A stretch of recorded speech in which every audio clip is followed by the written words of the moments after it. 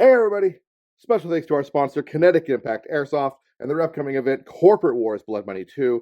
It's going to be at D14 Airsoft in Sanger, Texas, April 14th, 2024. If you use the link in the description below and code MUDDY down there, you will get $5 off your ticket every time you use the code, and every time someone purchases a ticket, it does go to help the channel, which is going to be awesome, beneficial for me and Kinetic Impact. Also helps you to get a discount for the event. If you like the idea of a MilSim Light event, if you're new to the MilSim world and you're new to events and you don't want to do a 40-hour slogfest, it's just going to break you off, definitely give these guys a look. I think you're going to have a great time. Again, use code MUDDY at the link below, $5 off. Now onto the review. Hey everybody, welcome to the MUDDY Reviews. Today we're going to be checking out an interesting play carrier. So this is the Tactical Tailor Fight Light in Ranger Green, and this carrier is kind of interesting. It is an older design, so this doesn't have some features that you would expect in a modern system. It is not placard compatible. It is not dangler compatible. I will say there is ways to do that. We'll talk about that near the end of the video, so definitely stay to hear more about that. The Cummerbund is unique, and there's some design cues in here that other guys have run with that are now in some of the newer systems that I think are kind of neat. Let's dive into it. On the face of this carrier, we have a big loop field that is PALS compatible, so you can run a admin pouch on here. It is big enough for a 3x5 patch. We got our Canoe Club patch there. We get our drippy patch. It is 4 rows of 6 channels all the way across the face. I have a Tactical Tailor Fight Light triple shingle on the face of this guy right now. That is 3 rows, 6 across, and then I've got a Krydex triple elastic magazine pouch on here just to kind of test it out. Not the best. I'd rather have a Blue Force gear. Gonna change it out later. On the face here, we have a nice big cavity, like this little pass-through. This is kind of cool. So this is their solution for PTTs. Now, if you're running your PTT and you need good cable management, you can get it up in there, do what you got to do, hook it into your radio. But then if you want to kind of get these cables out of your way, you can get them up under this flap, and they're just kind of not as obtrusive. I think that's pretty neat. Also, these big alligator clips were very common when this carrier was new at this era. So this was their solution to those kind of clips. Like these PTTs were super common. This is a Peltor style PTT. That was kind of one of the most commonly used PTTs at the time. So that was kind of neat. It would have been nice to see them put maybe a small piece of loop up here or here, just a couple more pieces of elastic maybe just to help with management, or just another piece of strip for smaller PTTs. That's just my 2 cents. They do have a little bit of elastic right here for some management of cabling. You can kind of work with that for antennas. That is kind of nice. If you did have a radio set up, you could run at that. Now, with that being said, I would not run a radio right here. I found this to be not as strong or as good of a mating point for equipment and gear as I thought it would be. So that is kind of a shame. What makes the Cummerbund unique also is kind of a weak point in my opinion. This piece here, it moves too much. It is just not a good solid platform for hooking up equipment or gear. It would have been nice to see maybe an internal radio pocket. I mean, they do have PALs back here, so you could theoretically molly a radio pouch behind it, but that just doesn't seem like it would be that comfortable.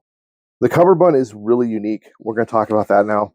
So I was just talking about these little weird points here. So that's hiding a buckle where you actually buckle into your Cummerbund. Real quick, we'll talk about the plate bags real fast. Inside the plate bags, you do have this little padded sections that help kind of push it off your body and create air channels for breathability, which is nice. You've got this little backpack spacer mesh on the inside of the shoulder piece, as well as the pads for breathability, and the inside of the Cummerbund. Now we'll talk about the Cummerbund. So the Cummerbund is a very unique design. So it is Velcro lined PALs on here. So if you're going to put pouches, there's also Velcro out here for whatever reason.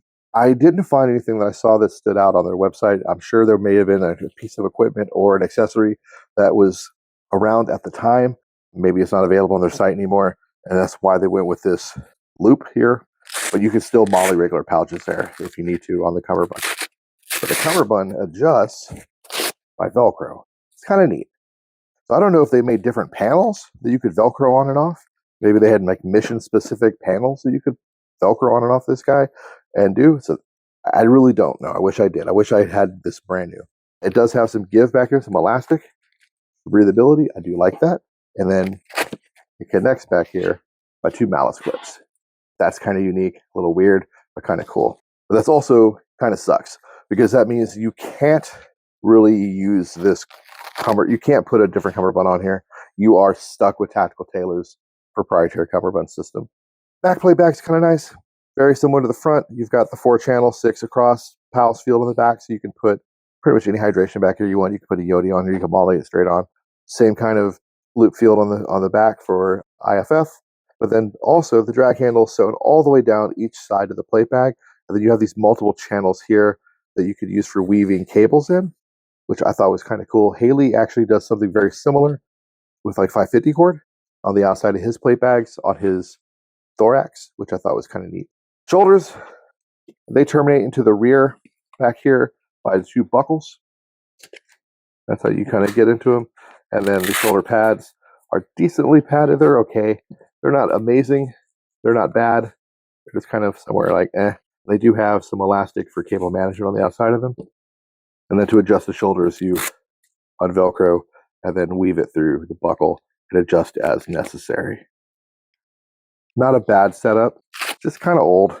A lot of people have gone away from the buckles in the back like that.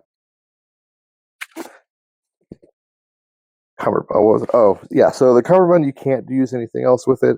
That kind of sucks, but it's not bad. It's a neat carry. It's comfortable. I did use it already. I have played in it. I ran real plates in it when I played, and it was actually quite comfortable. It carried the load really well. It distributed the load really well. I used it at a field called Cavtac, and actually one of the owners of Cavtac, he's a former Army sniper, and he actually had one of these in the shop. That was his personal plate carrier from when he was deploying to Afghanistan.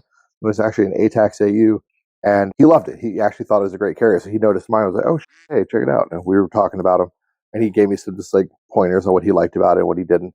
So I thought that was kind of cool to talk to somebody who actually used one of these in combat, downrange, had some real time in it, other than just me BB nerding and just going, hey, it's kind of cool. So it was interesting. Definitely a product of its time. It's a unique design. I don't know if I would pick this as my go-to carrier now. I don't like the fact that you can't run a dangler with it. I really have become accustomed to danglers. I really like them. I think I like running my radio kind of right about here, and I don't really feel like this is a good mounting solution for a radio. So that kind of sucks. Without Velcro here to run like a wing for a radio, I think you're kind of like losing out some functionality that other carriers have nowadays. Now, there is a way to kind of mitigate that. Companies do make like placard adapters for all molly-faced carriers like this. So I could get a loop field adapter that I could molly on here, and then I could run wings and all this other shit, or try to run wings, and I could try to run swappable placards and danglers. So there's a way to bring this carrier kind of more up to the modern era, but I think it would almost be too much work to do that. If you could get one really cheap, like they were kind of fire sailing these on their website, Tactical Tailor, for a little while. When I was doing some research, I saw that because these things retail for a little over $500, close to the $500 to $700 range when they were new, and they had these things going for like $200 or less on their website. So if you could grab one of these for dirt cheap or get one in a swap like I did, it might be worth experimenting with and playing around with. But if you had to pay like top dollar for one of these guys, I don't know, man. I don't know if I'd say that's the way to go. That's it. Because in order to get some of the functionality that I would want out of a plate carrier, it would require a lot of gymnastics to get this fight light to that point. It might be a fun project to try to get the fight light. Like, what can I do with the fight light to bring it up to that spec? But I don't know if I even have the wherewithal or the gumption to do it. So either one day you'll see a follow-up video where I do mod the fight light up and try to make it new, or maybe I might just ditch the fight light and move on. I don't know. I haven't decided yet. But it was a fun carrier to mess with. It was nice to get my hands on it. I'm glad I did the trade because I wasn't doing anything with the other one. Either way. I hope you guys got something out of this review. Thanks for watching. As always, get out there, guys. Play some Airsoft. Be a bunch of nerds. Don't be afraid to try a different kit, even if it's older style kit like this, or smarter, not harder, and hopefully that's the on the field. Peace.